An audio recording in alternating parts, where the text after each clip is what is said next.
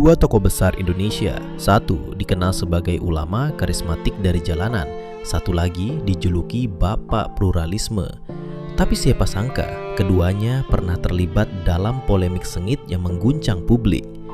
Inilah kisah polemik panas antara Habib Rizik dan Gus Dur.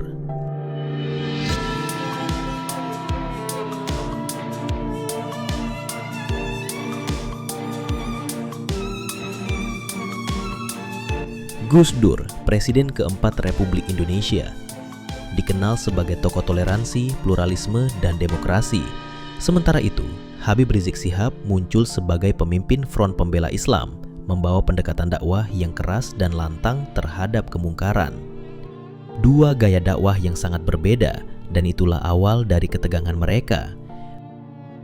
Perseteruan dimulai ketika Gus Dur mengkritik keras aksi-aksi sweeping dan kekerasan yang dilakukan oleh ormas seperti FPI. Baginya, itu mencederai semangat Islam rahmatan lil alamin. Organisasi bajingan. Tulis saja bajingan, bahasa ragu-ragu. Saya bilang begitu. Ya nanti harus ditangkap semuanya sudah. Gak usah ragu-ragu. Catat saja semuanya siapa yang pernah ikut demo-demo dan ikut yang begituan tindakan-tindakan merusak.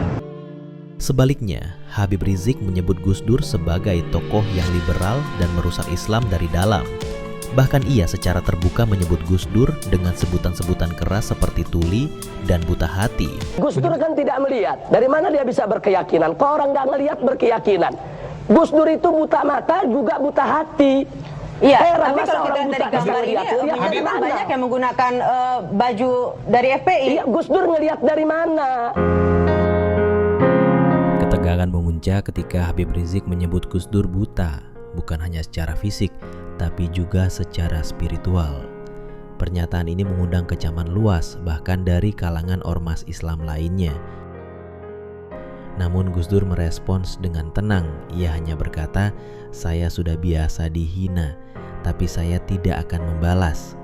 Sikap Gus Dur yang santai membuat banyak orang makin simpati padanya, tapi juga menambah polarisasi di kalangan umat.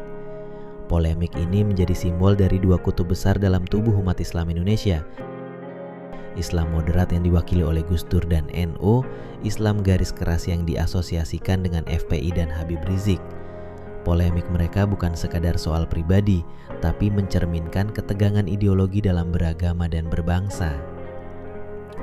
Saat Gus Dur wafat pada 2009, Habib Rizik tidak hadir dalam pemakaman. Namun ia mengeluarkan pernyataan kontroversial beberapa tahun setelahnya, tetap mengkritik Gus Dur meski sudah tiada. Bagi sebagian orang, ini dinilai tidak etis. Namun Rizik beralasan bahwa kritik terhadap pemikiran harus tetap disampaikan demi menjaga akidah umat. Dua tokoh, dua jalan, tapi keduanya lahir dari kecintaan terhadap umat. Apakah polemik ini memperkaya wacana Islam Indonesia atau justru memecah belah? Tulis pendapatmu di kolom komentar. Jangan lupa like dan subscribe untuk kisah tokoh-tokoh besar lainnya di balik sorotan publik.